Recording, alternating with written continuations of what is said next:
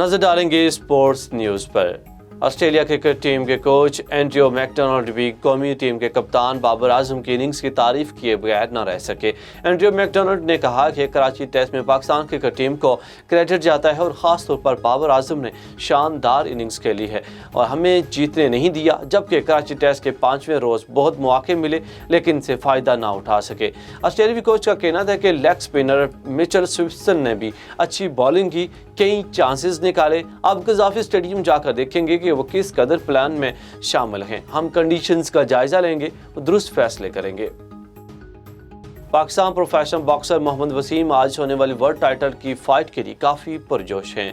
आज होने वाली वर्ल्ड टाइटल की फाइट से कबल ऑनलाइन प्रेस कॉन्फ्रेंस करते हुए मोहम्मद वसीम ने कहा कि काफ़ी पुरजोश हूँ, जीत कर पाकिस्तान का नाम रोशन करूँगा। उन्होंने कहा कि मेरा मुकाबला वर्ल्ड चैम्पियन से है, काफ़ी टफ फाइट होगी, ताहम मैं 1000% पुरअतमाद हूँ और जहनी तौर पर पुख्ता हूँ कि ये फाइट जीतूँगा।